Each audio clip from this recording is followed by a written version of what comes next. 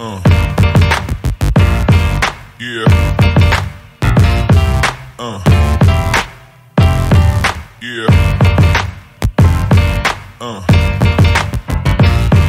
yeah. Uh.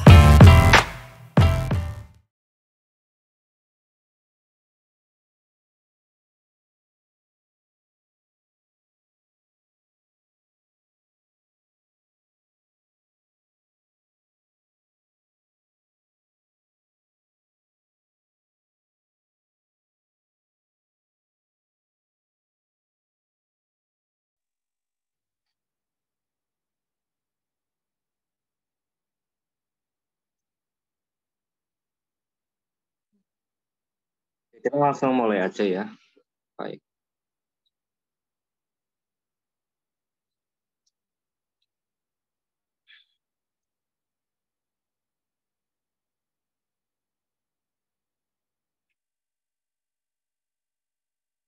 Oke, sebelumnya aku mau kenalin diri dulu ya. Nama aku Muhammad Syakshan. Kak bisa manggil aku Sasan atau Kak Eksan. Aku sebelumnya aku diamanahi sama Kak Aldo buat gantikan beliau karena beliau sedang berhalangan. Aku sekarang lagi kuliah di UI, Fakultas Ekonomi, jurusan Ilmu Ekonomi Islam. Kali ini aku bakal ngebahas ini, geografi ekonomi yang bakal kita bahas sebagai jadwal hari ini. Benar kan ya, Faik? Jadwal hari ini, geografi ekonomi. Iya. Oke. Faik ini dari SMA mana ini? Dari Al-Multazam, SMA IT Al-Multazam. Jakarta mana itu? Oh, di Kuningan. Oke. Aku sendiri juga baru merantau ke sini. Nah, kita kan bakal ngebahas ini kan, geografi ekonomi. Pertama-tama yang bakal kita bahas adalah pengantar geografi ekonomi terkait dengan definisi-definisi tersebut. Nah, ini. Hal pertama yang perlu kita pahami adalah terkait dengan definisi-definisi tersebut. Kita mulai dari ekonomi. Apa sih ekonomi itu? Simpelnya, ekonomi itu adalah ilmu yang mempelajari tentang seluruh aktivitas manusia dalam memproduksi, mendistribusi, dan mengkonsumsi benda, yang mana setiap benda yang dikerjakan manusia merupakan benda ekonomi. Simpelnya, bisa aku tarik kesimpulan, kalau ekonomi itu merupakan ilmu yang membahas tentang bagaimana cara mendistribusikan barang yang langka. Ya. Jadi sumber daya, kalau kita bicara sumber daya alam, itu merupakan sesuatu yang langka. Gimana kita bisa mendistribusikan sesuatu yang langka itu terhadap kebutuhan manusia.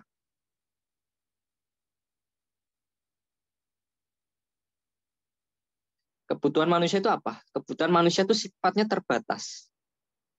Sedangkan alat pemuas kebutuhan manusia, dalam hal ini sumber daya alam, itu terbatas. Ekonomi itu membicarakan ini. Gimana kita cara mendistribusikan sumber daya alam yang terbatas ini sebagai alat pemuas kebutuhan manusia.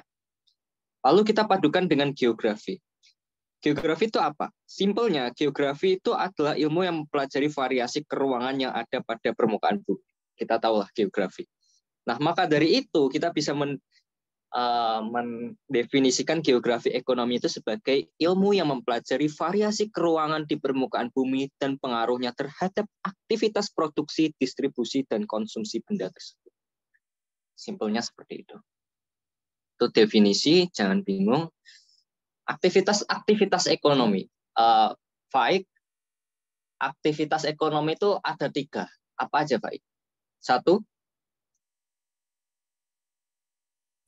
sektor primer. Oh, itu sektornya, Baik. Sektornya. Aktivitasnya. Produksi, konsumsi, dan distribusi. Ya. Nah, kita bakal membahas satu-satu. Ngomongi soal aktivitas ekonomi itu nggak terlepas dari sektor-sektor ekonomi. Jadi kita kenal itu ada 5 sektor ekonomi. Pertama ada sektor ekonomi primer. Apa itu sektor ekonomi primer? Simpelnya, ya, sektor ekonomi primer itu adalah pemanfaatan sumber daya alam. Ya, kalau kita bicara soal sektor ekonomi primer itu adalah di mana kita mengekstrak langsung dari alam. Contohnya apa? Pertambangan itu kan kita mengekstrak langsung dari alam. Pertanian, yang termasuk pengemasannya juga, dia digolongkan sebagai sektor ekonomi primer. Lalu kita lanjut lagi, ada yang sektor ekonomi sekunder.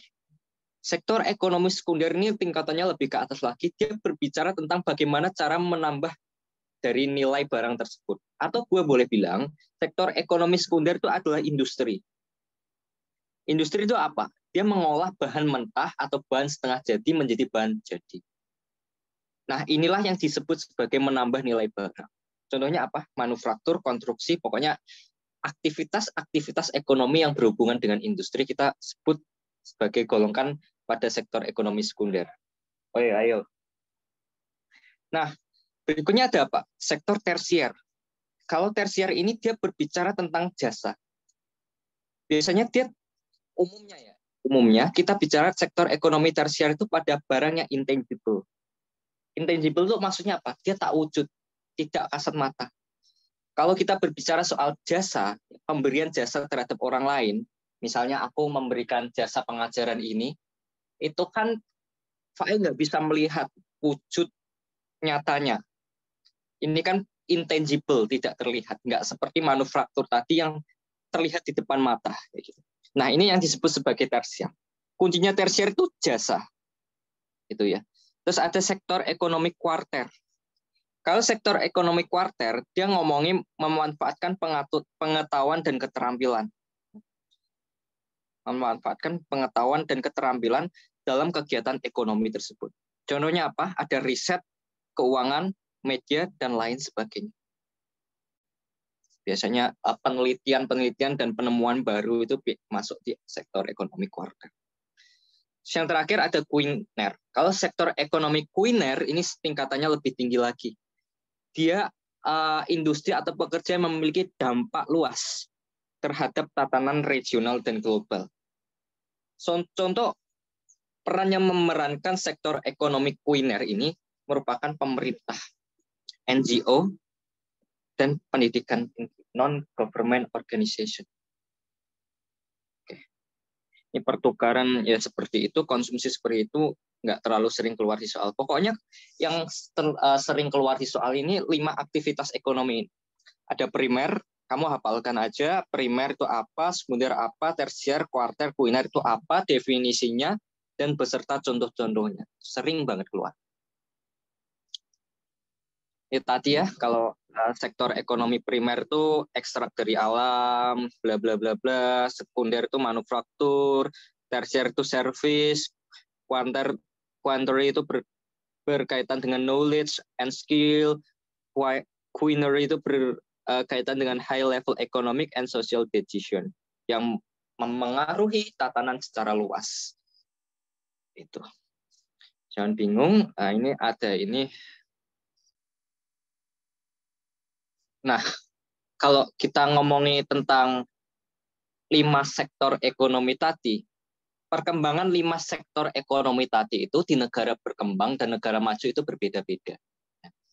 Kalau kita lihat di negara berkembang, sektor ekonomi primernya turun, oke turun. Karena negara berkembang itu negara yang sedang maju-majunya. Turun. Sedangkan sekundernya naik. Sektor ekonomi sekundernya naik. Oke. Kenapa demikian? Karena masyarakat di negara berkembang mulai meninggalkan aktivitas ekonomi primer dan mulai beralih ke aktivitas ekonomi sekunder dan tersier. Oke.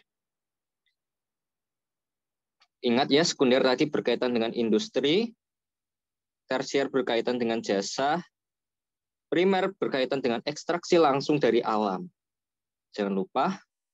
Nah, di negara maju beda lagi. Oke, di negara maju aktivitas ekonomi primernya semakin turun. Tapi penurunannya lebih rendah daripada negara berkembang. Negara berkembangnya segini. Negara maju lebih rendah lagi. Dan di negara maju, aktivitas ekonomi sekundernya mulai menurun. Ya. Kalau di negara berkembang dia mulai naik, kalau di negara maju mulai turun. Karena negara maju mulai meninggalkan aktivitas industri, bukan meninggalkan sih, intensitas aktivitas industrinya tuh mulai rendah. Kenapa mulai rendah? Karena digantikan oleh dua sektor ini, kuiner dan tersier. Gitu. Itu ya. Jangan bingung. Ya, aktivitas ekonomi seperti itu. Sejarah perekonomian dimulai dari ada beberapa revolusi ekonomi. Mungkin kamu udah tahu ya, ada revolusi agrikultur. Revolusi agrikultur itu dia ditandai dengan adanya domestikasi. Domestikasi hewan dan tumbuhan. Kalau nggak salah, revolusi agrikultur ini dimulai di Fertile Crescent, di mana mulai terjadi surplus barley. Ada revolusi industri yang dimulai di Inggris ya pada tahun 750. Ingat ya, revolusi industri itu dia tidak dimulai di kota London, tapi dimulai di kota Manchester. Terus ada revolusi komunikasi yang mulai ditemukannya alat-alat komunikasi sehingga mempermudah cara komunikasi manusia. Jangan bingung. Ini 4 tahap revolusi industri. Jadi revolusi industri itu memiliki 4 tahapan. Mungkin kamu udah pernah dengar kayak revolusi industri 1.0 sampai 4.0, yang mana setiapnya itu memiliki ciri khas yang berbeda-beda. Revolusi industri 1.0 itu diawali pada abad ke-18, tepatnya pada tahun berapa? Ya, ini dia tulis 1784 ya, tapi kalau kita rinci lagi itu sekitar tahun 1750 sampai 1850. Revolusi industri 1.0 ini diawali dengan awalnya munculnya mesin-mesin baru. Yang mana kemunculan mesin-mesin ini dia mampu menggantikan aktivitas produksi tenaga kerja manusia. Jadi pada waktu itu mulai terjadi yang namanya tuh urbanisasi. Urbanisasi itu awalnya dari sini, revolusi industri 1.0 yang terjadi secara masif. Kenapa aku bisa bilang kayak gitu? Karena pada revolusi industri 1.0 itu mulai ditemukan mesin-mesin yang canggih. Salah satunya mesin uap, mesin tenun, dan lain sebagainya. Yang mana ini bisa menggantikan aktivitas produksi rumahan digantikan oleh mass production atau produksi massal yang dilakukan di pabrik-pabrik. Oleh sebab itu, orang-orang mulai berpindah ke kota-kota yang dekat dengan pabrik. Awal dari revolusi industri 1.0. Terus beranjak lagi ada revolusi industri 2.0. Revolusi industri 2.0 ini dia berkisar antara 1850 sampai 1940 ya. Bisa kita baca Follow Introduction of Electrical Powering Mass Production based on the Division of Labor. Jadi intinya gini, revolusi industri 2.0 ini ditandai dengan adanya penemuan listrik.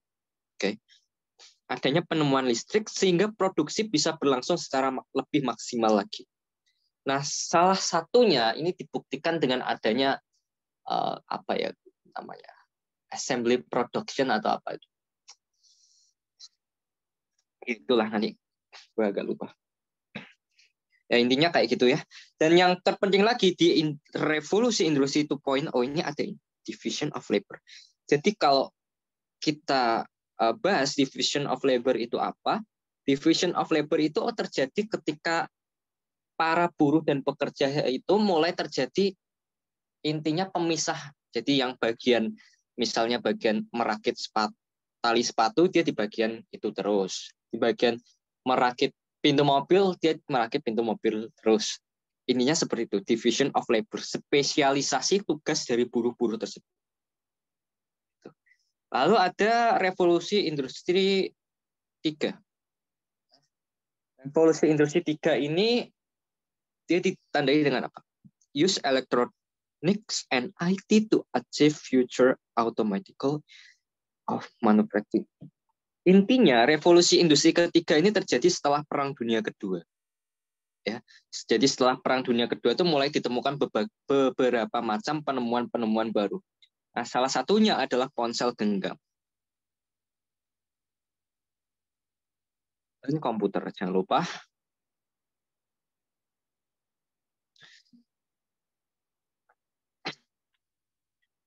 Kayak gitu ya. Jadi mereka mulai menggunakan elektronik dan IT di revolusi industri 3. Lalu yang terakhir ada revolusi industri yang sedang kita rasakan sekarang, yaitu revolusi industri 4.0. Intinya apa? Inti dari revolusi industri 4.0 itu adalah penerapan teknologi informasi dan komunikasi pada industri. Contohnya apa? Contohnya produksi mesin. Mesin bisa mendeteksi kegagalan secara sendirinya. Itu 4.0. Kita rasakan. Ini time-nya ya. Waktunya ini. Nah, sekarang kita ngomongin tentang globalisasi. Globalisasi itu intinya apa? Inti dari globalisasi itu adalah proses integrasi internasional yang terjadi karena pertukaran pandangan dunia, produk, pemikiran, dan aspek-aspek kebudayaan lainnya. Gitu. Itu definisinya. Ini faktor penyebabnya. Faktor penyebab globalisasi ada macam-macam. Bisa kita baca di sini. Ada meningkatnya penggunaan teknologi, liberalisasi perdagangan antar negara. Maksudnya liberalisasi perdagangan itu apa? Simpelnya, liberalisasi perdagangan itu adalah pengurangan hambatan-hambatan perdagangan serta dibukanya akses pasar dalam negeri. Nah, kalau gue boleh bilang, liberalisasi perdagangan itu merupakan perdagangan yang semakin bebas antar negara. Karena perdagangan semakin bebas antar negara, maka intinya globalisasi bisa terjadi lebih masif. Gitu. Lalu ada berkembangnya sektor jasa ya, untuk menopang bisnis antar negara. Sektor jasa itu tadi apa? Tersier ya.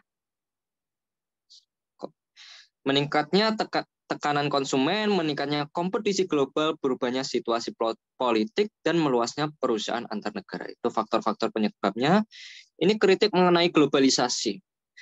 Globalisasi dikritik karena dia pertama, ancaman terhadap kedaulatan negara. Lalu kedua, rusaknya lingkungan, terutama di negara berkembang. Dan ketiga, meningkatnya ketidaksetaraan penghasilan atau income inequality. Di situ kamu bisa lihat ada trickle down economics. Trickle down economics itu intinya menjelaskan bahwa suatu daerah itu akan menstimulus daerah-daerah di sekitarnya, perekonomiannya. Kayak ini, gelas ini dia akan mengisi gelas yang bawah dan gelas yang bawah. Ini yang disebut sebagai trickle down economics. Misalnya daerah A, perekonomiannya akan merambat di daerah B dan ke daerah C. Tapi nyatanya karena adanya globalisasi ini, dia hanya tidak menyebabkan trickle down effect, tapi adanya konsentrasi ekonomi di satu tempat saja. Kayak gitu. Ini yang dikritik, meningkatnya ketidaksetaraan penghasilan, income inequality. Kayak gitu ya. Ini peta negara berdasarkan GDP. Bisa kamu lihat Amerika, Uni Eropa, Jepang. Gue pakai warna merah. Amerika, Uni Eropa, Jepang, Australia, dan negara-negara di Arab merupakan negara-negara dengan GDP antara 12.000 USD sampai 30.000 USD. Diikuti dengan negara-negara lainnya. Dan bisa kita lihat kalau di negara Afrika memiliki GDP yang paling rendah. Negara-negara Afrika dan negara-negara di Asia Selatan, India dan sekitarnya. Ini peta persebaran GDP, jangan bingung. Ini adalah kalau kita convert peta-peta tadi ke dalam bentuk yang berbeda-beda, bisa kita lihat kalau Amerika, Jepang, Uni Eropa, dia akan cembung ke atas karena GDP-nya sangat mencolok sekali, sangat banyak sekali. Berbeda kalau kita lihat Afrika, yang dia akan sangat sempit, Indonesia dan Amerika Selatan.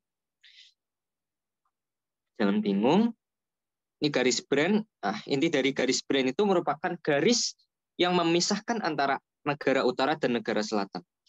Negara utara itu beranggotakan, kalau menurut brand itu sendiri, negara utara itu merupakan negara-negara maju.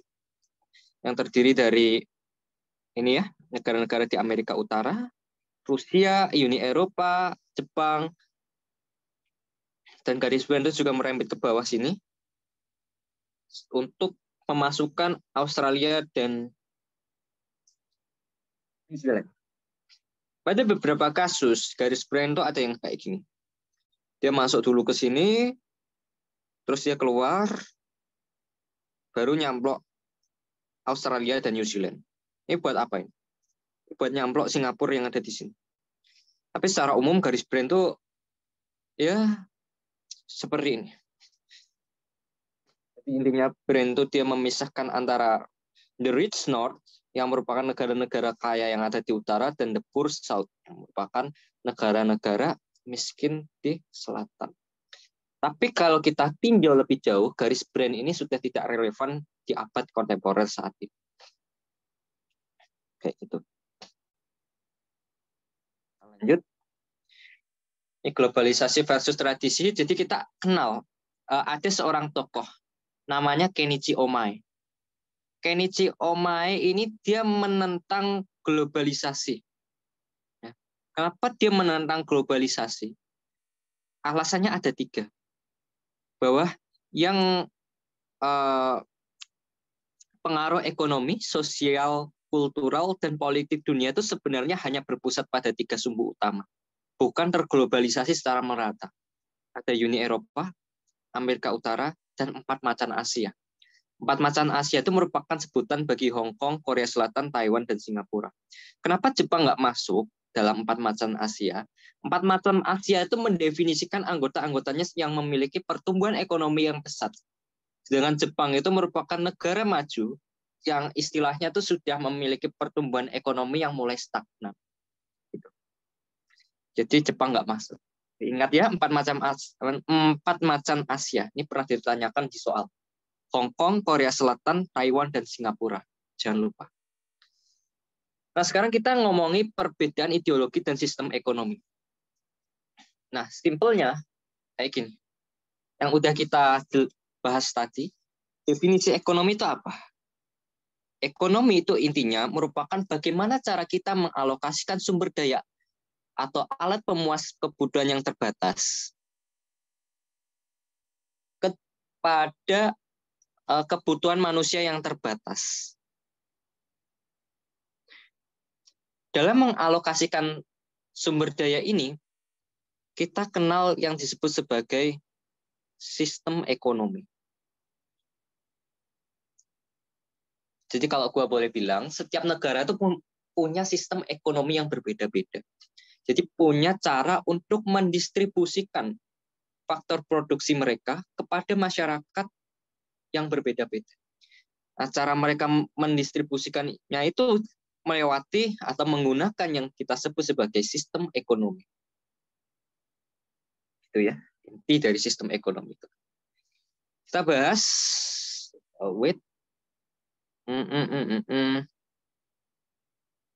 Oke.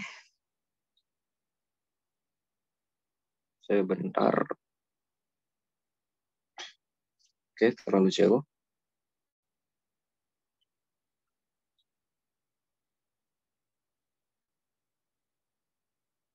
Sistem ekonomi.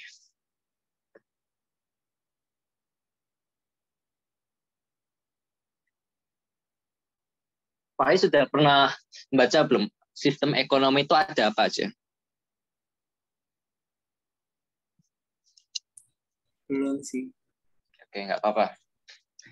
Jadi kalau kita ngomongin secara umum, sistem ekonomi itu yang sering keluar ya, ada 5 yang sering keluar di Olimpiade Geografi. Yang pertama sistem ekonomi tradisional. Sistem ekonomi tradisional ini dia merupakan sistem ekonomi yang kegiatan ekonominya masih subsisten. Gimana? Subsisten. Artinya apa subsisten? Subsisten itu subsistennya dia kegiatan ekonominya untuk dikonsumsi sendiri. Misalnya dia nanam buah-buahan, nanam tanaman-tanaman. Nah,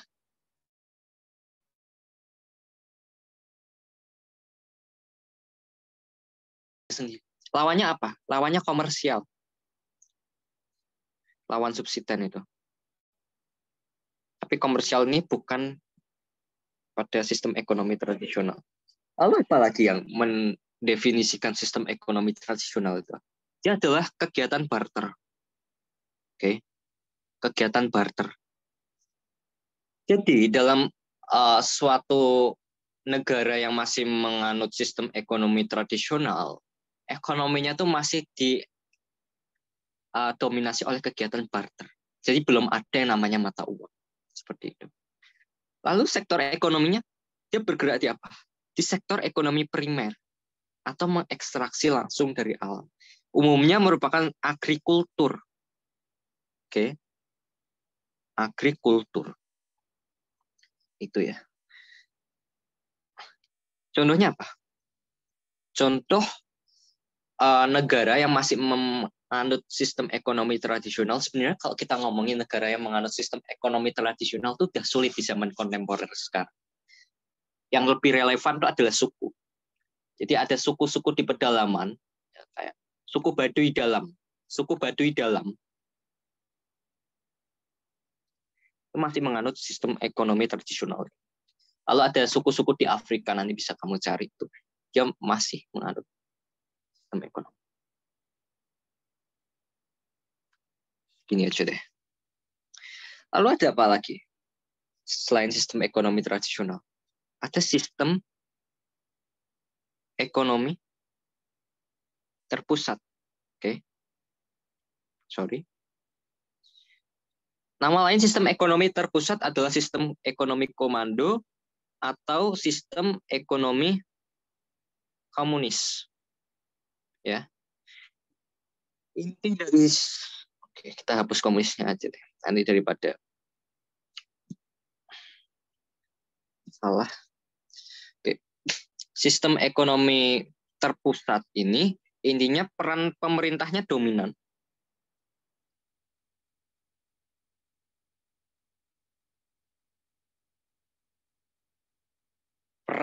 Jadi pemerintah memiliki peran yang dominan dalam kegiatan perekonomiannya.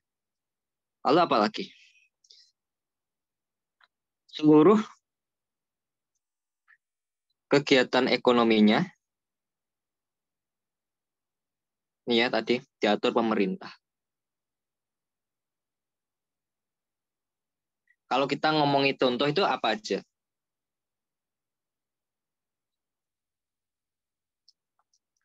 Vietnam, ya kan? Vietnam sekarang masih menganut sistem ekonomi ini.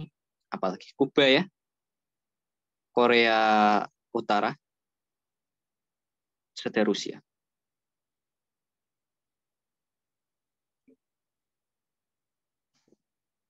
Gitu.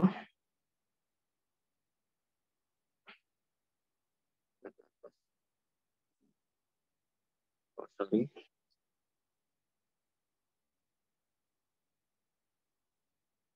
Lalu berikutnya ada apa? Sistem ekonomi pasar.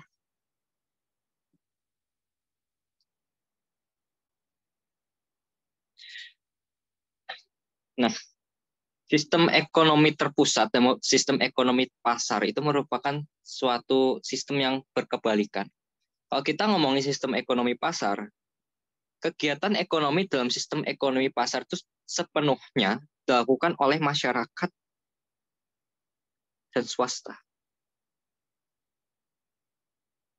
Oke. Dan swasta. Gitu ya. Atau bisa kita bilang pada sistem ekonomi pasar, harga dan kuantitas barang itu ditentukan sepenuhnya oleh mekanisme pasar.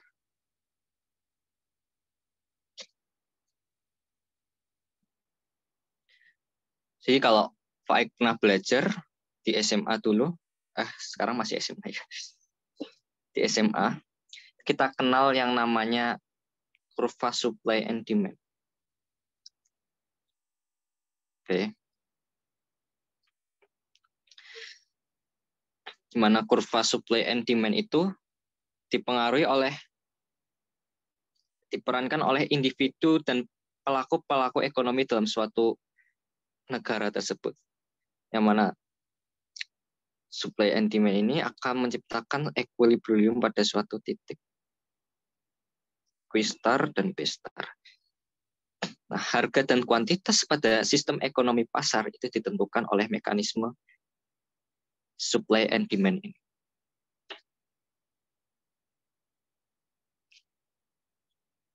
Oke, gitu ya. Ada sistem contohnya apa? Example.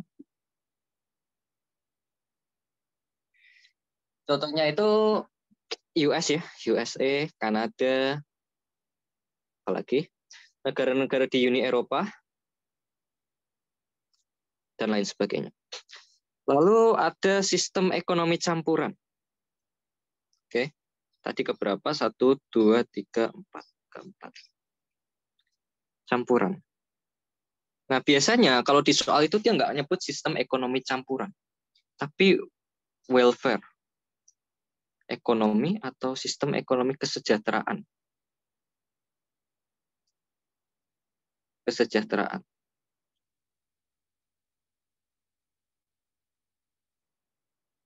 Inti dari sistem ekonomi campuran ini, karena adanya kekurangan dalam sistem ekonomi terpusat dan sistem ekonomi pasar, maka muncullah sistem ekonomi campuran.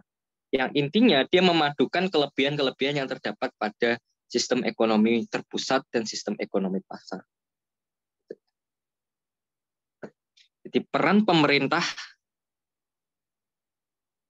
dan swasta atau masyarakat itu sebisa mungkin sama atau hampir sama. Meskipun kalau kita lihat realitanya di dunia nyata, peran yang sama ini tidak sepenuhnya ada. Contohnya USA, contohnya Indonesia. Indonesia itu dia menganut sistem ekonomi Pancasila. Sistem ekonomi Pancasila Indonesia itu kan dia didefinisikan sebagai sistem ekonomi yang berdasarkan Undang-Undang Dasar 1945 dan Pancasila. Nah, sistem ekonomi Pancasila itu sebenarnya merupakan bukan sebenarnya sih. Sistem ekonomi Pancasila itu dia lebih kepada sistem ekonomi campuran konsep dasarnya. Jadi dia memadukan antara pemerintah dan swasta. Cuma kan nggak mungkin peran pemerintah dan peran swasta itu sama persis 50-50. Nggak mungkin. Mustahil. Yang terakhir ada sistem ekonomi syariah. Intinya sistem ekonomi syariah itu merupakan sistem ekonomi yang berdasarkan Al-Quran dan hadis. Itu begitu ya, pengenalannya seperti itu, nanti bisa Pak Aik pelajari lebih lanjut tentang sistem ekonomi. Ini tadi yang sudah kita bahas. Nah, ada topik bahasan lagi yang kita sebut sebagai tahap perkembangan Rostow. Jadi ada tokoh dari Amerika, tokoh ekonomi dari Amerika, namanya W.W. Rostow. Rostow ini dia menjelaskan 5 tahap perkembangan negara yang dimulai dari stage 1 sampai stage 5. Coba kita bahas satu persatu. Stage 1 itu merupakan traditional society. Ciri dari traditional society itu perekonomiannya masih berpusat pada subsistence. Artinya perekonomiannya subsistence itu merupakan yang tadi udah aku bahas kan, di mana kegiatan ekonominya untuk dikonsumsi sendiri. Lalu kegiatan ekonominya masih berfokus pada barter dan agrikultur. Kayak gitu. Itu traditional society. Lanjut ke tahap berikutnya ada stage kedua. Stage kedua ini dia ngomongin stage setelah stage 1. Stage 1 kan kita tadi kenal merupakan traditional society. Untuk masuk ke stage 2, istilahnya itu terdapat pengaruh dari eksternal. Kan nggak mungkin kan, pengaruh dari dalam yang merupakan orang-orang yang masih tradisional itu tiba-tiba berpikir terbuka. Nah, biasanya untuk masuk ke traditional stage yang kedua ini, terdapat pengaruh dari luar. Biasanya pengaruh orang yang datang ke dalam.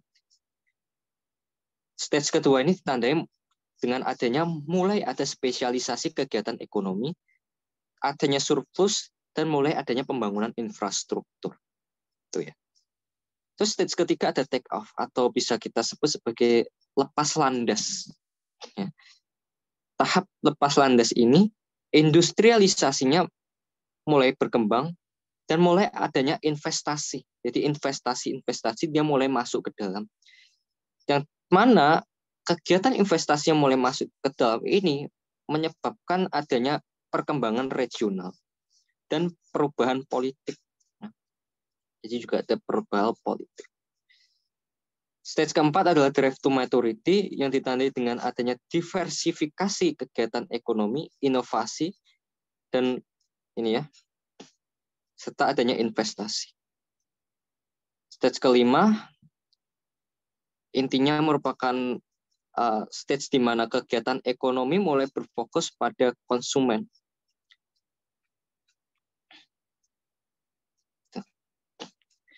Dan sektor jasa menjadi lebih dominan. W.W. Rostow, ini kalau kita bahas lagi dari segi sosial, politik, dan value-nya. Karakteristiknya tahap 1 tadi yang udah kita bahas. Nah, secara sosial, tahap 1 itu struktur masyarakatnya masih hierarki. Masih berjenjang-jenjang tuh, yang tradisional. Politiknya dikuasai oleh pemilik lahan. Nah, nilai-nilainya dia menolak perubahan. Nah, karena dia menolak perubahan dan fokus pada tradisi lama, seperti yang udah aku katakan tadi, maka diperlukan pengaruh dari luar untuk mengubah pola nilai-nilai ini. Mana jika itu sudah terwujud, maka akan terjadi tahap kedua, yaitu prasyarat lepas landas. Di mana secara sosialnya mulai terjadi urbanisasi. Urbanisasi itu apa? Kalau kita definisikan di SMA, urbanisasi itu kan proses perpindahan penduduk dari desa ke kota. Tapi lebih dari itu, urbanisasi itu bisa kita definisikan sebagai proses pengkotaan. Ya, pengkotaan. Itu tahap kedua, prasyarat lepas landas. Secara politik, pemerintah mulai nasional dan terpusat. Peningkatan semangat kemajuan dan keterbukaan. Ini bisa kamu baca-baca sendiri. Aku mau lanjut lagi ke organisasi ekonomi dunia ini. Jadi kita kenal ada tahap integrasi ekonomi. Integrasi ekonomi ini pernah keluar di soal tahun berapa ya kalau misalnya? 2020 atau 2019. Nah, integrasi ekonomi ini dibagi jadi 5. Tuh, aku tulis lagi aja deh. Kita ngomongin integrasi ekonomi.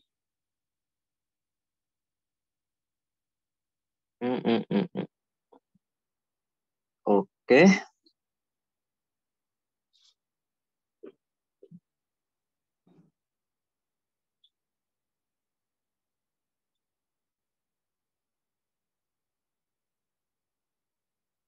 Yang pertama ada apa? Free trade ya.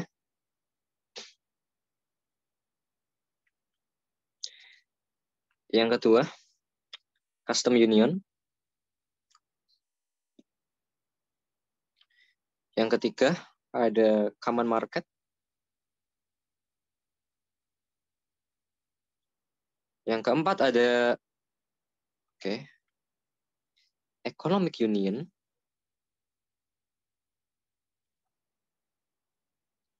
Dan yang terakhir ada political union.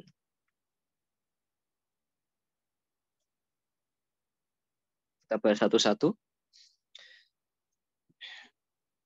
Free trade. Free trade itu merupakan simbolnya ASEAN.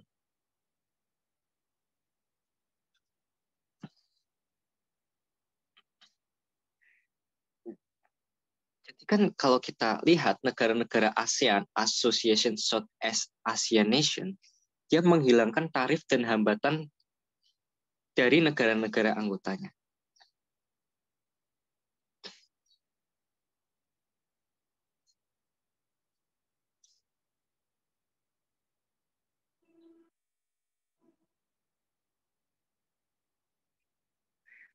Tarif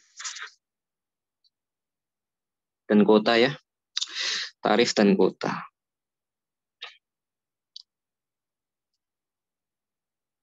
Kuota. Contoh lain dari ASEAN apa? Selain ASEAN apa?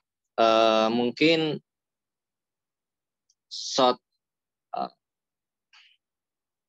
apa North America Free Trade Area, ya, juga bisa. Kalau ASEAN itu di Asia Tenggara, NAFTA itu di Amerika Utara. Terus beranjak ke Custom Union. Custom Union itu ditandai dengan adanya Common External Tariff.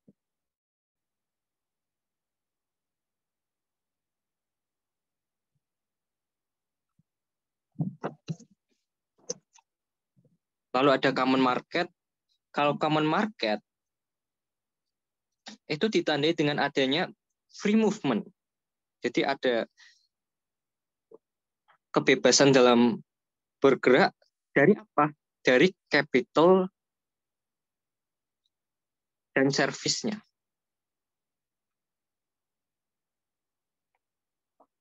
Gitu. Lalu beranjak lagi ada Economic Union. Inti dari Economic Union itu adalah no barrier for internal trade. Bentar ya, nanti aku jelasin lagi. Aku tulis dulu.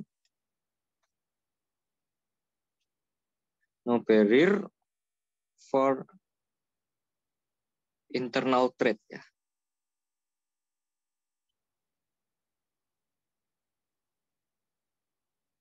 Terus ada lagi dia tuh harmonized tax. Lalu ada lagi itu common monetary and fiscal policy. Contohnya apa? Uni Eropa.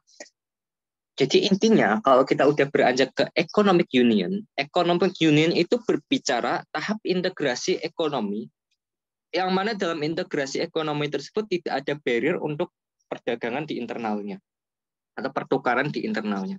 Di mana hal tersebut diwujudkan dengan adanya harmonized tax, common monetary and fiscal policy. Jadi pajak yang ditetapkan seminimal mungkin, dan adanya kesamaan kebijakan moneter dan fiskal dari suatu negara tersebut. Contohnya kan Uni Eropa, kalau kita lihat. Uni Eropa itu terdiri dari beberapa negara-negara di Eropa. Yang mana negara-negara di Eropa tersebut mulai melakukan economic union ini. Ini diwujudkan dengan apa? Salah satunya itu diwujudkan dengan kesamaan nilai mata uang. Jadi negara-negara di Uni Eropa itu kalau kita lihat, mereka sama-sama menggunakan euro sebagai mata uang mereka. Itu ya. Lalu beranjak ke atas lagi dari economic union itu ada political union. Inti dari political union itu common government. Artinya apa?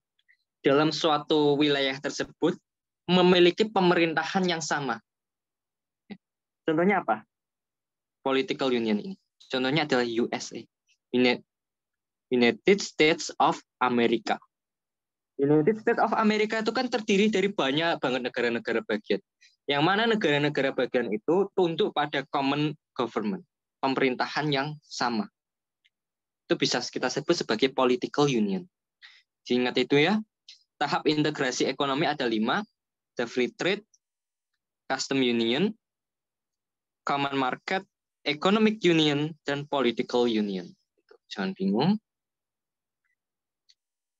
Ini yang udah kita bahas tadi.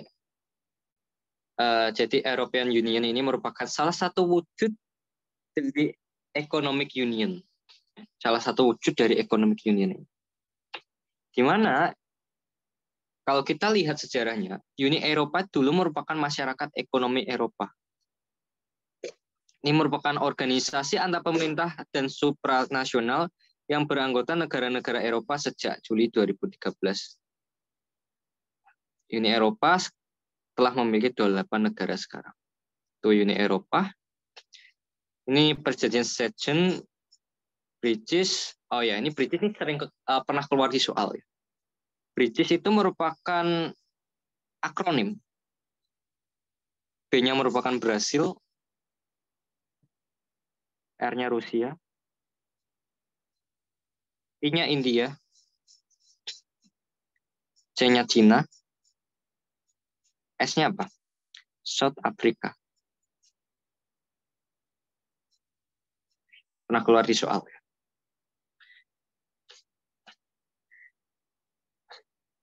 Ini mungkin kalau kayak gini bisa kamu baca-baca sendiri. Aku mau masuk ke soal-soalnya langsung soal. Karena lebih penting kalau kita bahas soalnya. Ini ada multinational corporation. Intinya multinational corporation itu merupakan perusahaan yang dia telah melakukan ekspansi ke beberapa negara lainnya. Contohnya McDonald. Kalau dulu ada VOC.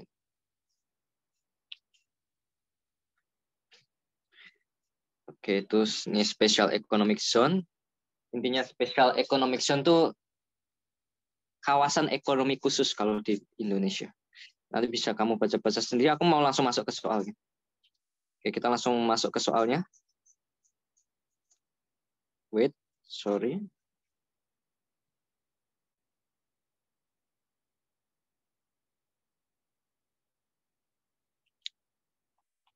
Sorry. Buka dulu soalnya.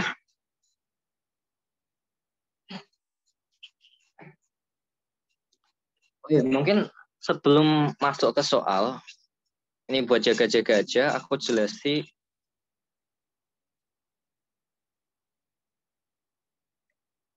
ini rasio. Soalnya ini pernah keluar di soal. Oke.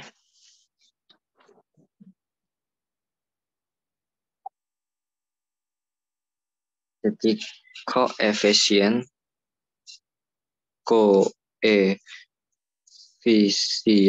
gini. Nah, simpelnya kayak gini sebelum kita masuk ke pembahasan lebih lanjut. Suatu negara itu pasti tidak terlepas dari permasalahan inequality atau bahasa Indonesianya merupakan ketimpangan. Oke, ketimpangan. Pertanyaannya, ketimpangan ini dia direpresentatifkan dalam bentuk apa? Ya. Kita kan lagi bahas soal geografi. Geografi itu nggak lepas dari permasalahan-permasalahan sosial. Permasalahan-permasalahan sosial. Permasalahan-permasalahan sosial suatu negara itu salah satunya ketimpangan ini. Ini direpresentasikan dalam bentuk apa? Dalam bentuk, kalau kita sebut kurvanya itu disebut sebagai kurva Lorenz. Ini pernah keluar di soal, cuma di PPT-nya nggak ada, jadi aku tambahin sendiri. Kurva Lorenz.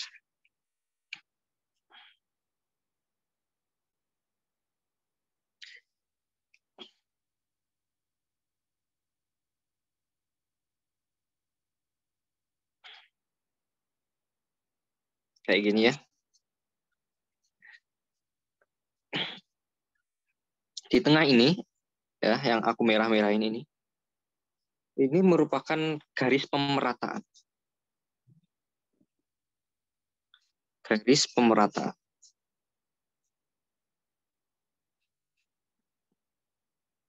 Kurva Lorenz-nya kita asumsikan kayak gini. Ini kurva Lorenz. Yang mana kita simbolkan sebagai A. Sumbu X-nya merupakan kumulatif atau persentase dari populasi.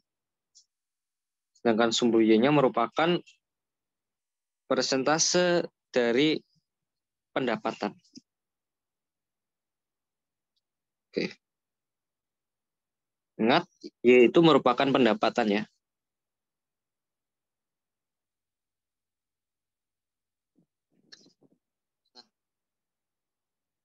Ketimpangan suatu negara itu diukur dari 0 sampai 1. yang mana 0 dia didefinisikan sebagai merata sempurna, 1 dia didefinisikan sebagai timpang sempurna. Artinya apa? Artinya ketika suatu negara dia memiliki koefisien Gini 0, ya, suatu negara itu sedang berada pada titik merata sempurna. Artinya sumber daya atau faktor produksi yang dimiliki oleh suatu perusahaan tersebut telah terdistribusikan secara merata. Lalu bagaimana dengan 1? 1 itu dia didefinisikan sebagai timpang sempurna. Artinya apa? Artinya sumber daya yang dimiliki oleh suatu negara hanya dikuasai oleh 1 orang saja. Gitu. Jadi ingat ya, semakin mendekati 1 koefisien Gini, itu dia semakin timpang sempurna. Semakin mendekati 0, dia semakin merata. Nah, pertanyaannya, cara mengukur koefisien Gini itu gimana? Koefisien Gini itu dia diukur dengan rumus, ya, bidang A per bidang BCD. Jadi kita harus mencari luas dari bidang A ini. Lalu kita bagi dengan luas segitiga BCD ini. Nanti kita ketemu berapa koefisien Gini. Ingat, koefisien Gini 0 tadi dia melambangkan merata sempurna.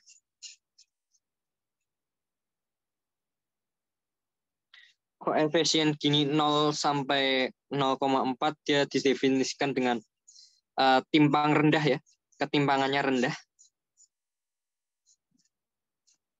Koefisien Gini 0,4 sampai 0,5 didefinisikan sebagai timpang sedang. Koefisien Gini 0,5 sampai 0,9, ya, atau sampai 1. Dia didefinisikan sebagai timpang tinggi. Dan yang terakhir, koefisien Gini 1 dia didefinisikan sebagai timpang sempurna. Ini jangan sampai lupa. Oke. Nah, pertanyaannya,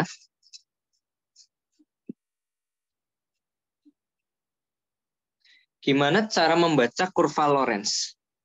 Itu kan. Jadi misalnya aku punya 3 kurva Lorenz. Yang pertama kayak gini. Yang kedua kayak gini. Wait, aku hapus dulu A-nya. Dan yang ketiga warna apa ya? Warna hijau aja. Yang ketiga kayak gini. Oh, sorry.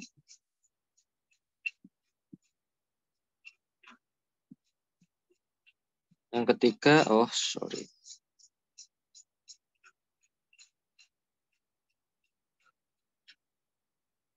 Oke, jadi kita punya 3 kurva Lorenz yang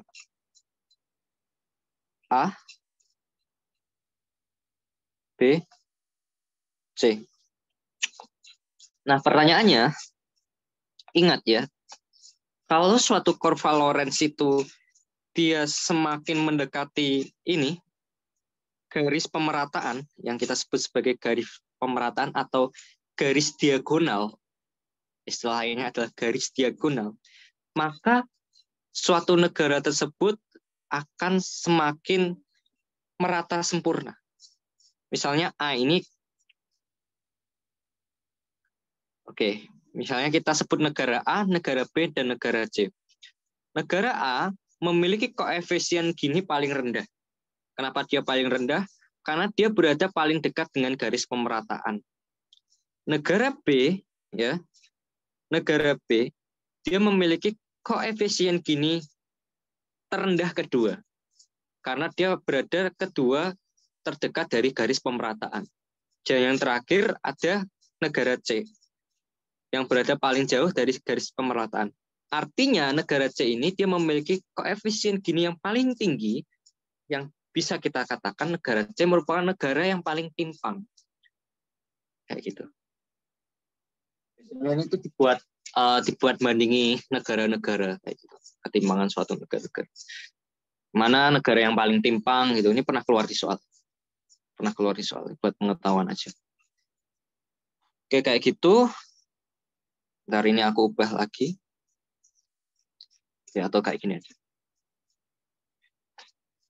Oke, ada yang mau ditanyakan dulu? Baik, sebelum masuk ke soal-soal.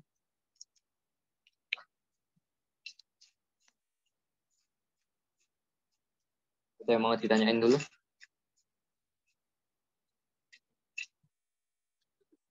Kalau nggak ada, kita langsung masuk ke soal.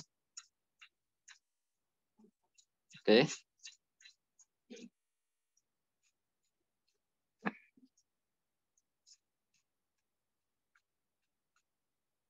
Kita bahas soal tahun 2020 dulu. Oke.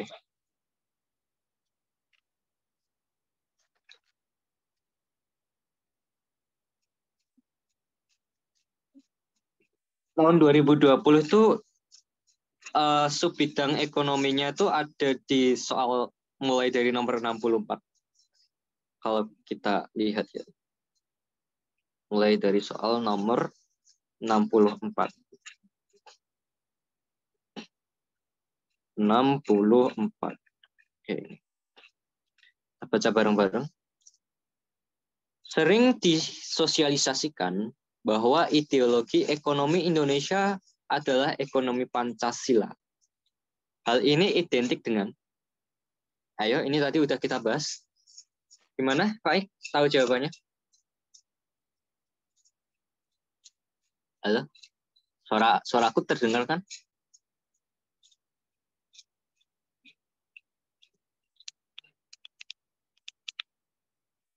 Nomor 64. Salah nggak apa-apa.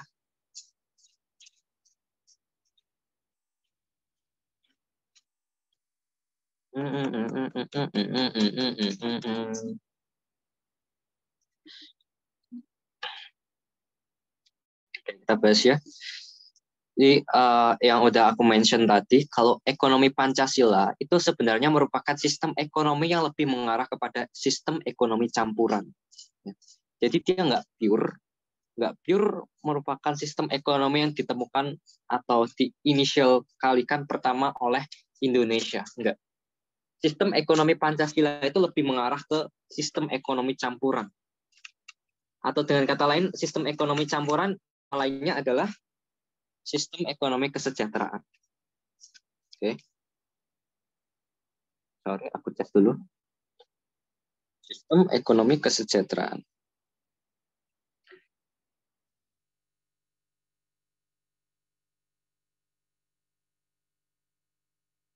Itu ya. Nah, tadi aku belum sempat mention ya, kalau sistem ekonomi kesejahteraan, contoh-contoh negara yang menganut sistem ekonomi ini tuh adalah negara-negara di Skandinavia. Biasanya kalau kita lihat negara-negara di sana, mereka tuh ditandai dengan apa? Pajak yang tinggi. Jadi negara-negara yang menganut sistem ekonomi ini tuh dia dikenakan pajak yang sangat tinggi. Oleh yang dikenakan siapa? Golongan-golongan biasanya yang menengah ke atasnya. Nah, oleh sebab itu, kalau kita lihat ya, negara-negara Skandinavia itu memiliki sistem pendidikan yang baik, di mana seseorang itu akan benar-benar nggak bayar sekolah dari SD sampai lulusnya. Dari SD, dari sekolah dasar sampai perkuliahannya nggak bayar sama sekali. Atau membayar tapi cuma sedikit. Nah, kenapa mereka tidak mengeluarkan spend cukup banyak uang? Karena uang-uang tadi sudah tercover dari progressive tax itu tadi, pajak yang tinggi. Nah, itulah yang diterapkan oleh sistem ekonomi kesejahteraan atau welfare economic. Ya, nomor 64. Jadi isi jawabannya C. 65. Oke. Pengembangan industri 4.0 sangat ditentukan oleh kegiatan industri. Jawabannya apa? 4.0. Jadi kalau kita membahas 4.0 itu apa intinya? 4.0 itu di mana penerapan teknologi informasi dan komunikasi telah pada kegiatan industri. Ya. Jadi kegiatan industrinya mulai diterapkan teknologi informasi dan komunikasi.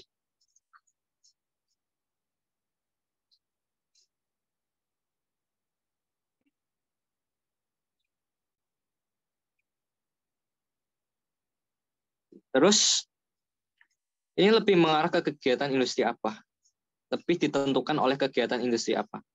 Jawabannya adalah yang D, kuarter. Kenapa jawabannya kuarter? Kalau kita tinjau tadi ya, kuarter itu merupakan sektor ekonomi yang berfokusnya pada knowledge, penemuan-penemuan, dan lain sebagainya. Yang mana hal-hal tersebut sangat berkaitan dengan pengembangan industri 4.0 itu. Gitu ya, itu yang nomor 65. Nomor 66, organisasi ekonomi dunia yang bukan berbasis regional. Jawabannya A ya. Organization Petroleum Exporting Country. Nah, ini beranggotakan negara-negara yang tidak berbasis pada suatu kawasan regional tertentu. Beda kayak APEC. APEC itu apa? Organization Pacific Economic Cooperation kalau nggak salah. Pacific Organization Association Pacific Economy. Oke, intinya APEC itu dia berfokus pada negara-negara di sekitar Samudra Pasifik. Terus ASEAN, Association Southeast Asian Nation, yang dia berfokus pada kerjasama ekonomi regional di kawasan Asia Tenggara. Lalu ada AFTA, Asia Free Trade Area, yang juga berfokus pada Asia Tenggara juga. Terus ada NAFTA, North America Free Trade Area. Kalau ini dia fokusnya di mana?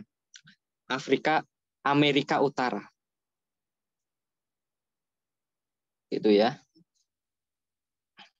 Jawabannya adalah yang A, OPEC. 67. Gerakan Koperasi Internasional memiliki organisasi internasional yang beranggotakan koperasi-koperasi dari berbagai dunia.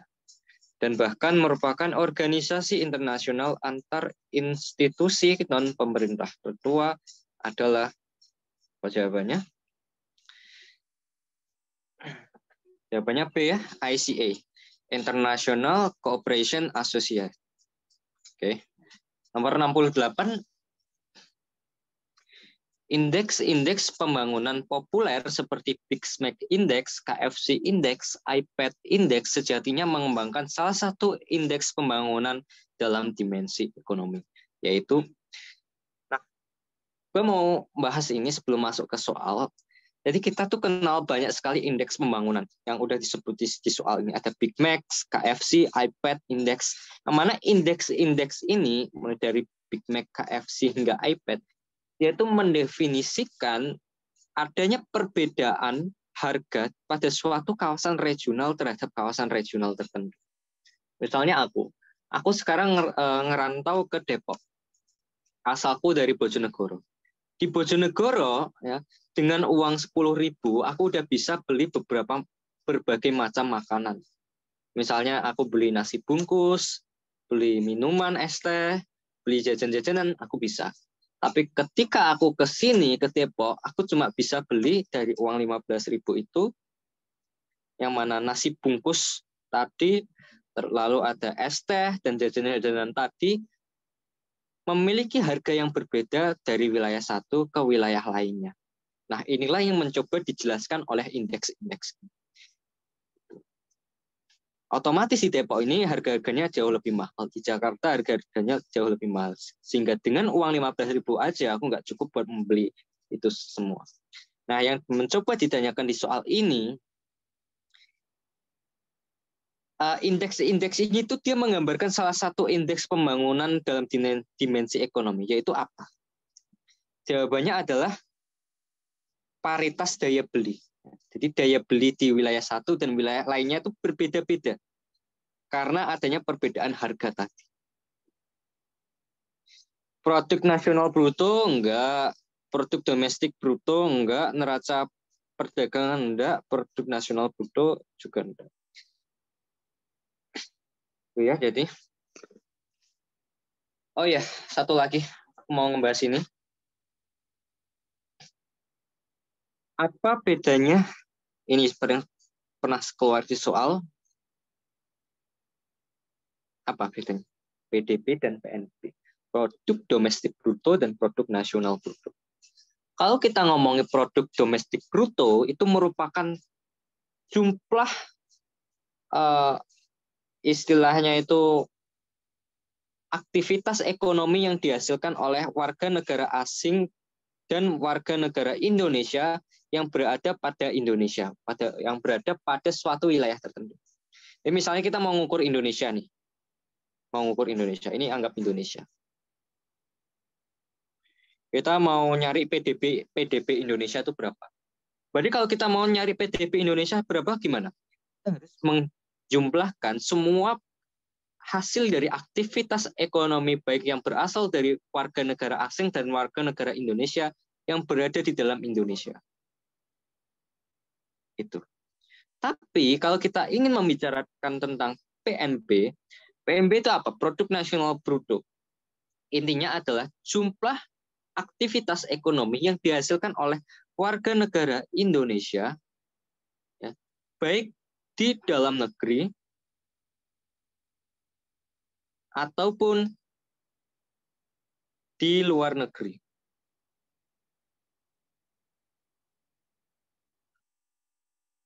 Misalnya biru ini WNA ya. Ini gini aja deh, pakai analogi kayak ini aja. Nah, kalau PNB itu kan warga negara Indonesia di dalam negeri dan di luar negeri. Jadi kita ngukurnya gimana? Misalnya warga negara Indonesia di dalam negeri yang direpresentasikan dengan hitam ini. Yang di luar negeri misalnya di sini ya, hitam juga. Nah, PNB itu didefinisikan sebagai yang hitam-hitam ini. Jadi jumlah dari semua yang hitam-hitam. Bundaran-bundaran yang hitam. Itu merupakan PNB. Makanya apabila suatu negara itu dia memiliki PDB yang lebih besar daripada PNB, maka suatu negara tersebut bisa dijelaskan bahwa suatu negara tersebut terdapat investasi asing yang lebih besar daripada produk atau aktivitas ekonomi yang dijalankan oleh warga negara Indonesia itu sendiri. Gitu.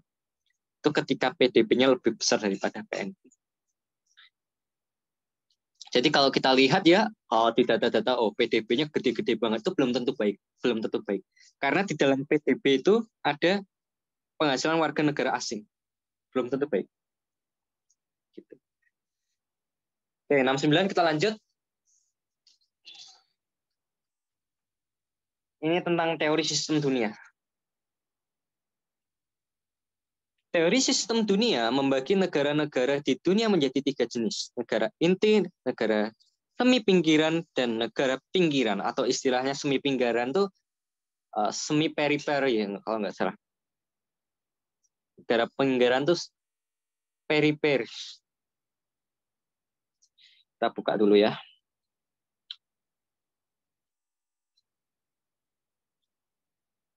Ya, seperti itu. Tadi mana?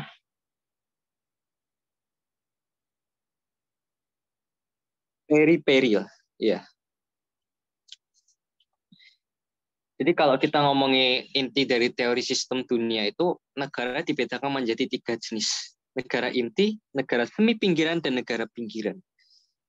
Nah, negara-negara di bawah ini yang termasuk ke dalam negara semi pinggiran itu mana aja? Pertanyaan dalam soal. Kita bahas satu-satu. Jepang enggak? Jepang negara maju. Kanada enggak juga, dia negara maju. Republik Demokratik Korea Utara enggak, dia merupakan negara pinggiran. Republik Sosialis Vietnam, dia juga negara pinggiran. Jawabannya A. Kenapa Republik Rakyat Tiongkok nggak masuk ke negara maju? Karena berdasarkan klasifikasinya dari negara-negara maju, Republik Rakyat Tiongkok ini masih berada pada negara berkembang kalau kita sebutnya. Jadi dia masih masuk ke dalam negara semi pinggiran. Jadi dia belum benar-benar negara inti. Kayak gitu ya. Nomor 70. Jika pada suatu negara memiliki PNB, ya ini yang udah aku bahas tadi, lebih kecil daripada PDB, maka dapat diartikan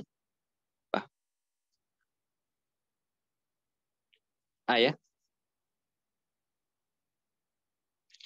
Penanaman modal asing di negara tersebut cukup dominan. Wait.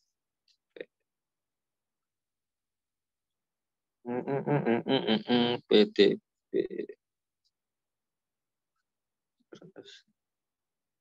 Sebentar. Jika pada suatu negara memiliki PNB yang lebih kecil daripada PDB, maka dapat diartikan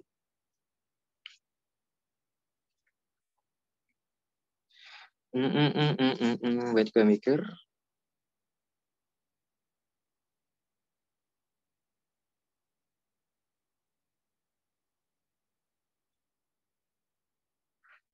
Apa ya? PNB yang lebih kecil daripada PDB. Oke, udah betul ya. Jadi penanaman modal asing di negara tersebut cukup dominan. Betul. Nomor 71. Kita bicara perang dagang ya. Konflik geopolitik berupa perang dagang antara Amerika Serikat dan Tiongkok membawa dampak negatif bagi pembangunan ekonomi Indonesia karena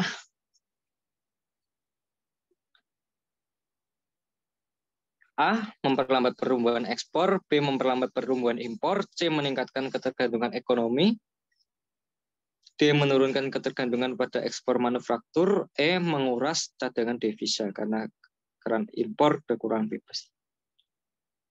Jawabannya A. Memperlambat pertumbuhan ekspor. Karena ada perang dagang itu sendiri. Itu perang dagang. Nah, nomor 72 kita masuk ke koefisien Gini yang udah aku jelasin tadi.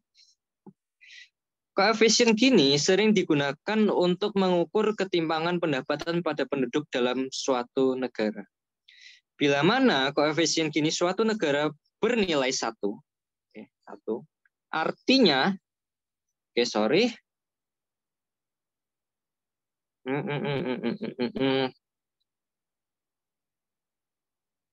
A. Tidak ada ketimpangan pendapatan. B. Setengah jumlah penduduk menguasai PDB, salah. C. Satu orang menguasai seluruh PDB. D. Setengah jumlah penduduk menguasai PDB, salah. Ini juga salah. Jawabannya yang C. Ingat ya, kalau 1 itu artinya timpang sempurna. 0 merata sempurna. Ingat itu.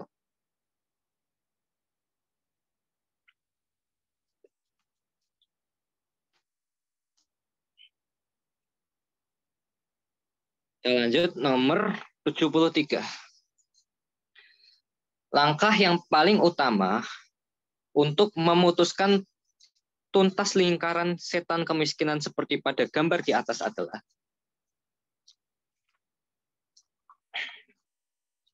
kita lihat ya, lingkaran setan. Misalnya dimulai dari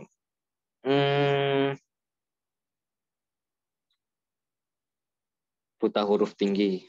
Buta huruf tinggi menyebabkan produktivitas rendah. Produktivitas rendah menyebabkan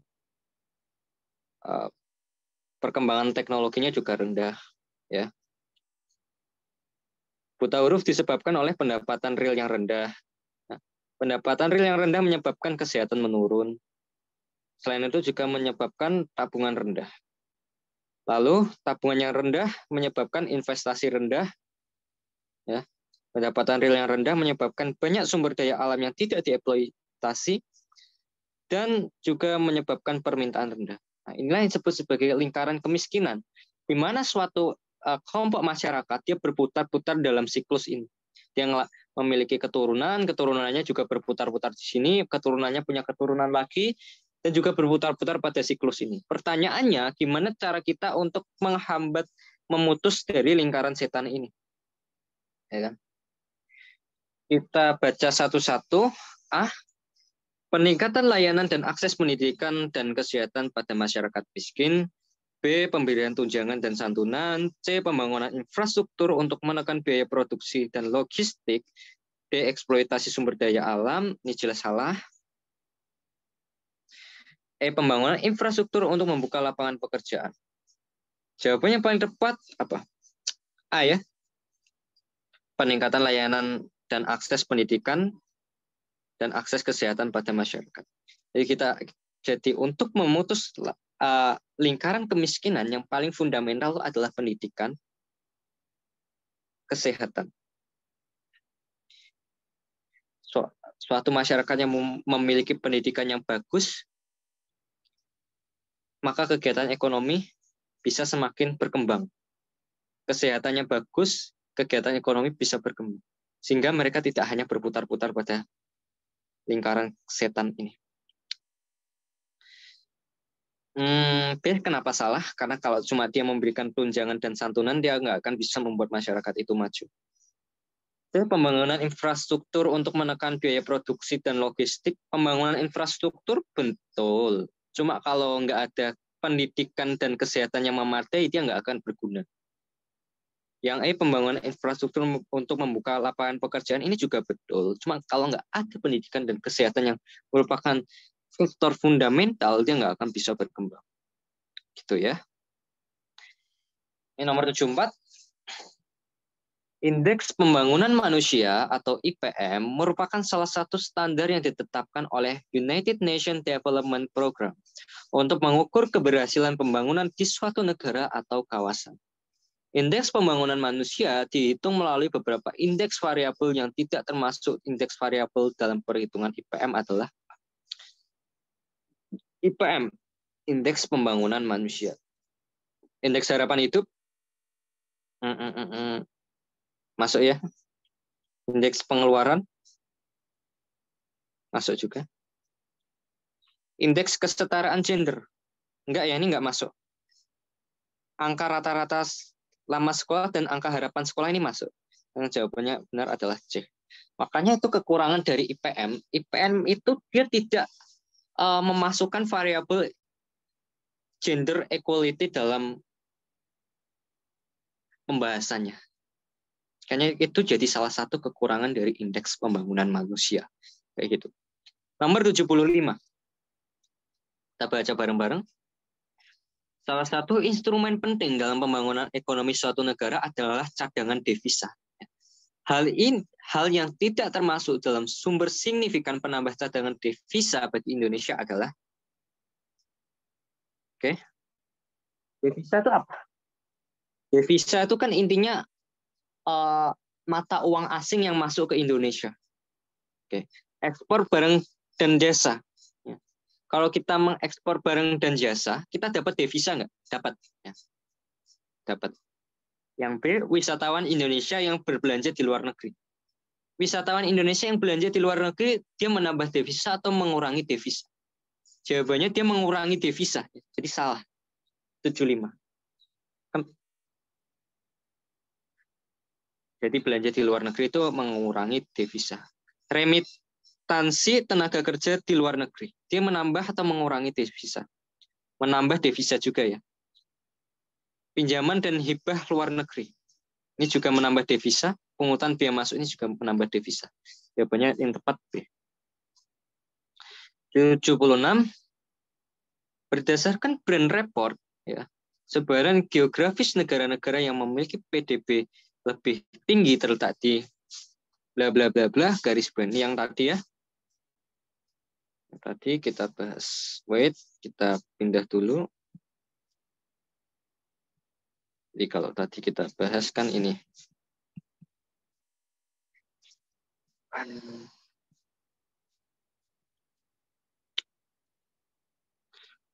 Ini garis brand. Garis brand ingat, garis brand itu memisahkan dua negara, kelompok negara yang berbeda, ada the rich north dan the poor south. The rich north merupakan negara-negara maju yang terletak di utara, the poor south merupakan negara-negara berkembang dan miskin yang terletak di selatan. Jawabannya apa? PDB lebih tinggi terletak di utara ya. Nah. Oke, nomor 77. Penanaman modal asing atau foreign direct investment lebih disukai oleh negara penerima modal daripada penanam modal asing. Oke, daripada penanam modal asing tidak langsung dalam bentuk portofolio. Karena apa? 77 ya, cenderung lebih stabil dari guncangan krisis seperti tapering off. Oke, soal geografi ekonomi tahun 2020 cuma sampai nomor 77. Mungkin biar sampai jam 3 kita bahas yang tahun 2019. Oke ya. Kita buka yang tahun 2019. Soal.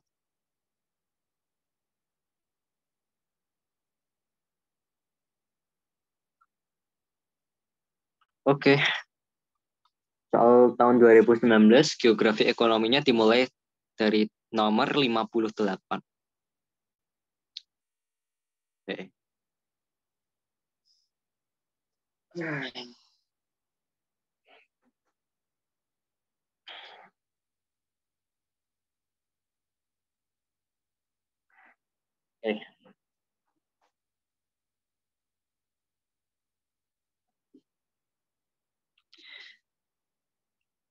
Nomor 58. Geografi ekonomi merupakan salah satu cabang geografi manusia. Oke. Pengertian geografi ekonomi adalah, ingat, geografi ekonomi terdiri dari dua kata, ekonomi dan geografi. Yang mana ekonomi itu merupakan, bisa kita definisikan sebagai bagaimana cara kita mengalokasikan sumber daya alam yang terbatas atau alat pemuas kebutuhan yang terbatas kepada kebutuhan manusia yang sifatnya terbatas. Ekonomi. Sedangkan geografi merupakan pola studi keuangan. Jadi intinya apa kalau kita bicara tentang geografi ekonomi? Teori gabungan geografi dan ekonomi kurang tepat.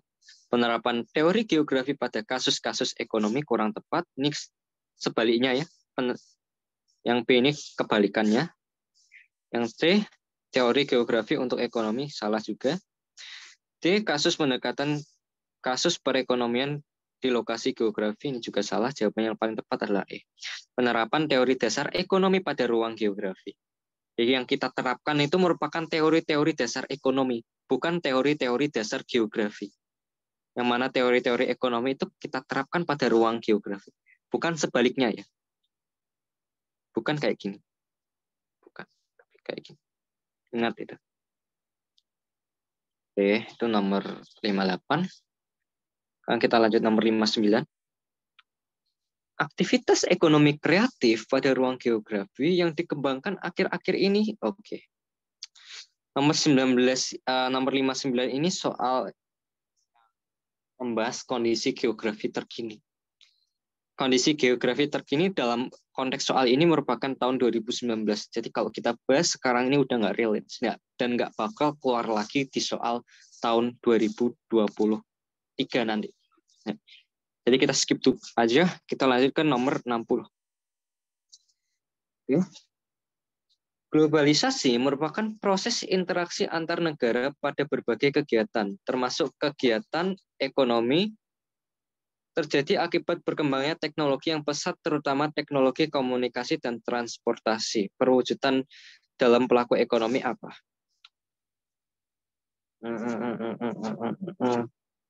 60A ya. Multinational corporation. Jadi multinational corporation itu merupakan salah satu pemeran dari globalisasi. Inti dari multinational corporation itu apa? Perusahaan yang sudah merembetkan cabangnya ke luar negaranya.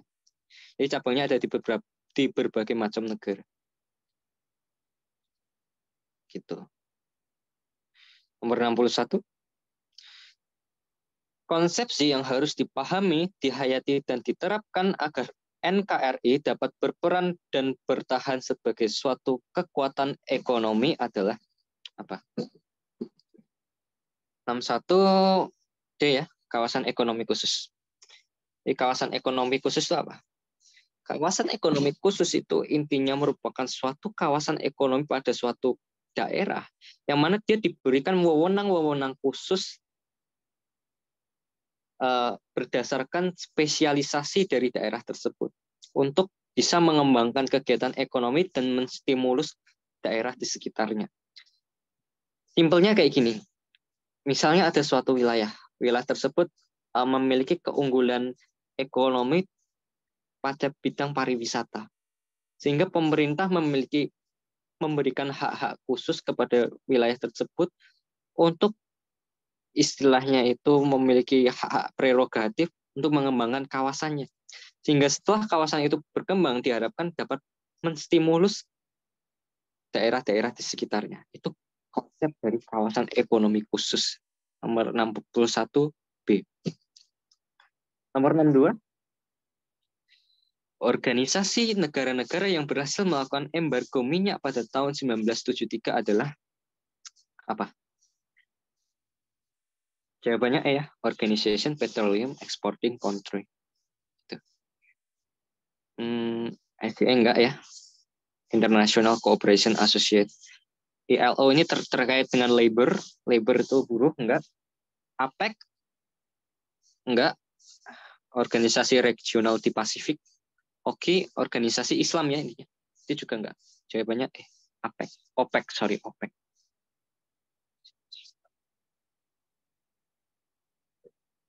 Nomor 63. Karakteristik teori lokasi industri adalah upaya mempertimbangkan berbagai faktor untuk keberhasilan industri. Faktor-faktor tersebut adalah sebagai berikut kecuali. Oke. Ingat, teori lokasi industri ya, yang tidak termasuk dalam faktor-faktornya apa? 63 adalah lebih ke D, pemerintah. Karena teori lokasi industri itu dia lebih dipengaruhi oleh bahan baku, tenaga kerja, bahan bakar, dan teknologi yang ada di sekitarnya. Ya. Nomor 64. Teori lokasi untuk penetapan hierarki pusat-pusat pemukiman yang dikenal dengan istilah Central Place Theory. Central Place Theory, kalau Chris Taylor ya, yang mengemukakannya, dikembangkan oleh Chris Taylor. Weber apa?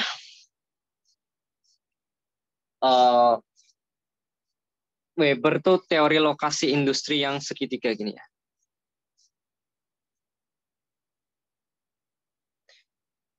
Ini industrinya. Ini tempat raw materialnya.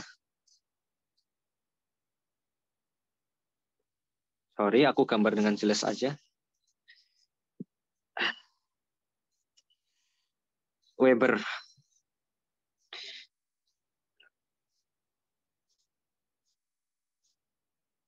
Ini teori industri Weber itu. Dia adalah di mana lokasi industri, nah ini industri, itu akan sangat bergantung pada raw material, aku singkat RM aja, dan market. Jadi lokasi industri itu seberapa jauh sih dia dibangun dengan market atau raw material, itu yang mencoba dijelaskan oleh Weber. Nanti bakal dipelajari lebih lanjut di geografi pembangunan kalau nggak salah. Kalau von Thunen itu intinya dia mengklasifikasikan jarak produk ke pasar berdasarkan keawetan produk tersebut. Misalnya susu. Susu itu kan mudah basi. Karena susu itu mudah basi, dia bakal terletak lebih dekat ke pasar dibandingkan kalau kita bicara kayu, ya, industri kayu, industri baja, dan lain sebagainya. Itu jangan bingung. Nomor 65. Model pemasaran internasional global paling tua, oke, kalau kita bicara model paling tua itu pasti ekspor dan impor yang sudah dilakukan sejak zaman dahulu. Ya. Nomor 66, pada umumnya negara-negara berkembang, ingat LEDC singkatannya adalah Less Economic Developing Country. Lawannya apa? Lawannya MEDC.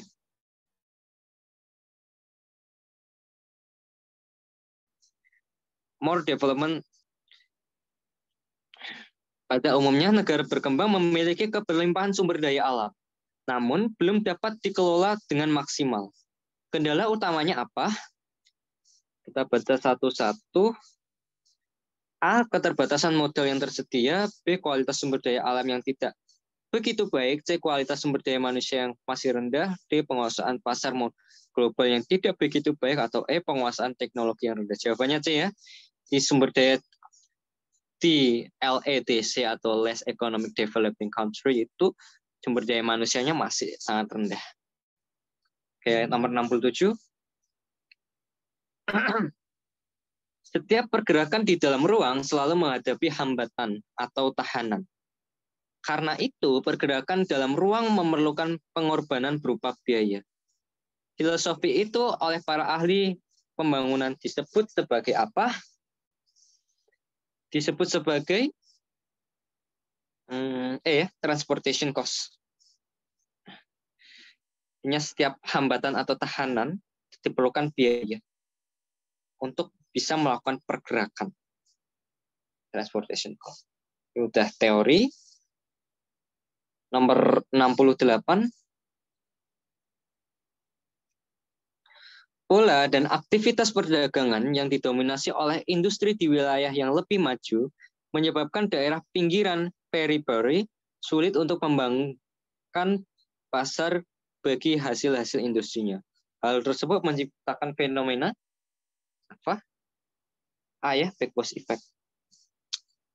Jadi kita kenal ada backwash effect, ada spread effect, trickle down effect, capital outflow, dan brain drain. Kita bahas satu-satu. Backwash effect itu sesuai yang didefinisikan di soal. Soalnya bilang apa? Ada aktivitas perdagangan yang didominasi oleh industri-industri di wilayah yang lebih maju. Ya. Di mana industri yang lebih maju ini menyebabkan daerah pinggiran untuk sulit mengembangkan pasar bagi hasil-hasil industrinya. Berarti bisa gue gambarkan backwash effect itu seperti ini. Ini misalnya core-nya. Core-nya ini periperinya.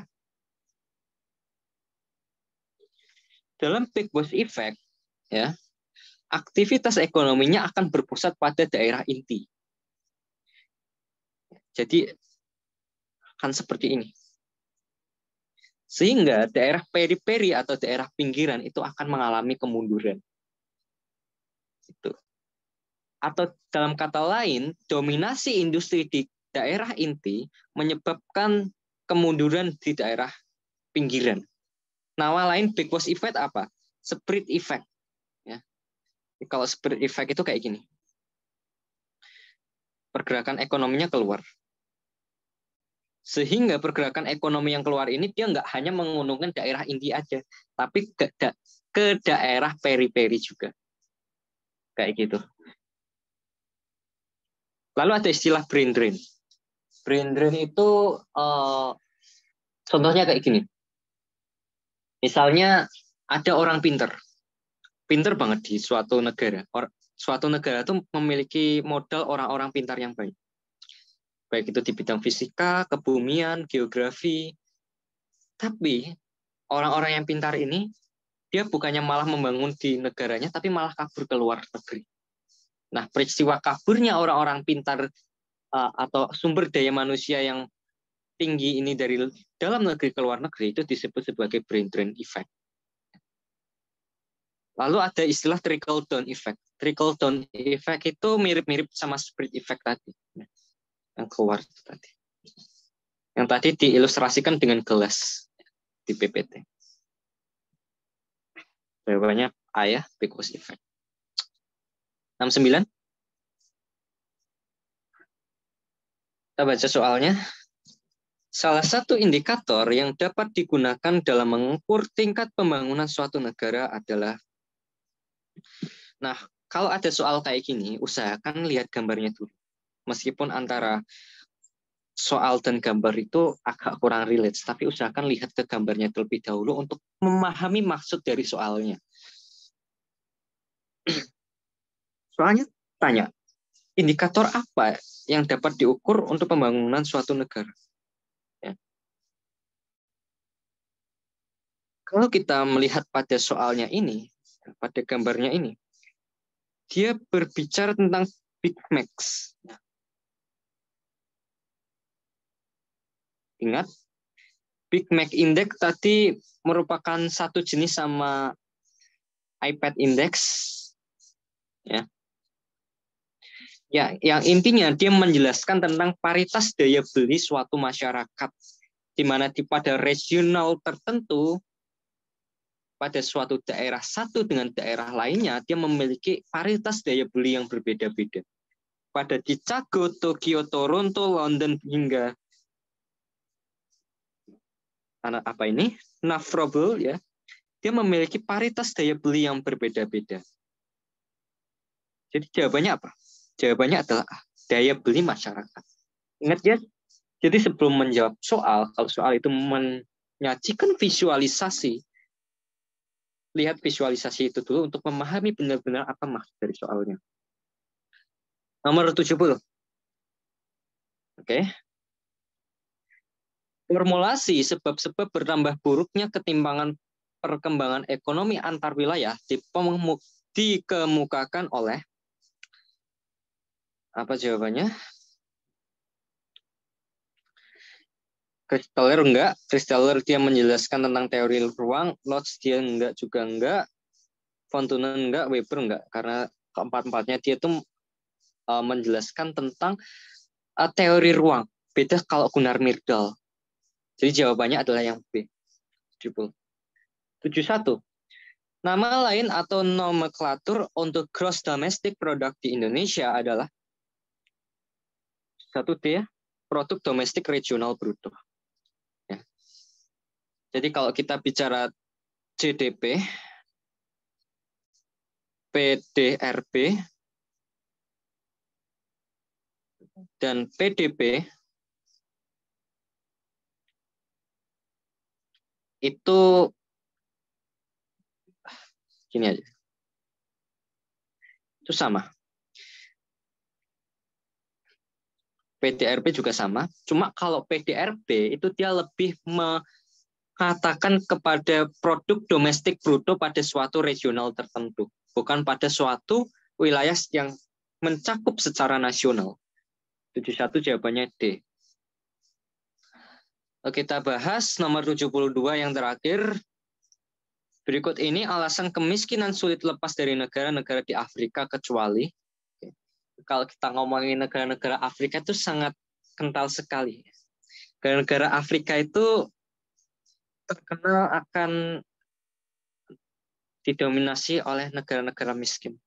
Negara miskin di dunia nomor 1 itu ada di Afrika, namanya Burundi. Di sana tuh bahkan orang-orang itu menjemur baju, makan, bertempat tinggal tuh pada suatu wilayah yang sangat nggak layak banget. Penghasilan orangnya per bulan tuh cuma $10, $15. Cuma 100.000 ya. Di Burundi itu penghasilan orangnya per bulan cuma 100.000. Sedangkan dari uang 100.000 itu dia harus menghidupi anaknya sejumlah 8. Jadi bayangin udah penghasilannya sedikit, dia harus punya anak banyak, penghasilan sedikit. Ini apa jawabannya? A. Beban ketergantungan tinggi. Enggak ya. B. Jeratan utang luar negeri. Enggak juga. Ingat ada kecuali. C. Neokolonialisme. Enggak ya. C. D. Penurunan jumlah penduduk. Ingat, di Afrika tuh nggak ada penurunan jumlah penduduk. Nggak ada tuh yang namanya penurunan jumlah penduduk. Penurunan jumlah penduduk ada di mana? Jerman, Korsel, Jepang. Kalau kita ngomongin Afrika nggak. Dia nggak penurunan jumlah penduduk. Tapi jumlah penduduknya semakin hari akan semakin meningkat. Kenapa demikian? Kalau kita tinjau lagi pada suatu teori demografi itu kan yang 5 tahap itu. Pada tahap pertama dan kedua itu terjadi kenaikan jumlah penduduk. Kenapa dia terjadi kenaikan jumlah penduduk? Pertama, SDM manusianya belum terlalu tinggi. Jadi mereka memiliki pemikiran yang banyak anak, banyak rezeki. Yang kedua, fasilitas kesehatannya kurang memadai. Ya. Jadi fasilitas kesehatannya kurang memadai menyebabkan jumlah penduduk yang banyak itu banyak juga yang mengalami kematian. Ya. Yang ketiga, belum tersosialisasinya alat-alat kontrasepsi. Jadi yang paling tepat jawabannya adalah D, penurunan jumlah penduduk. Kalau kita ngomongin perang saudara, di Afrika itu sangat masif terjadinya perang saudara. Nah, Afrika merupakan salah satu negara benua yang rawan konflik seperti itu. Itu ya. Soal nomor 2 tahun 2019. Kira-kira cuma sampai situ pembahasan kita. Ada yang mau ditanyain? Halo, Faik. Ada yang mau ditanyain?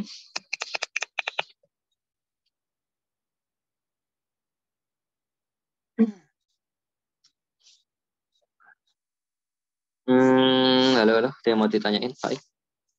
Faik Razan. Ya, Pak. Gimana? Ada yang mau ditanyakan? Kita udah selesai? Ada yang mau sih. Oh, udah. Nanti kalau kurang paham bisa dilihat rekornya ya. Ya. Oke, makasih Faik udah join.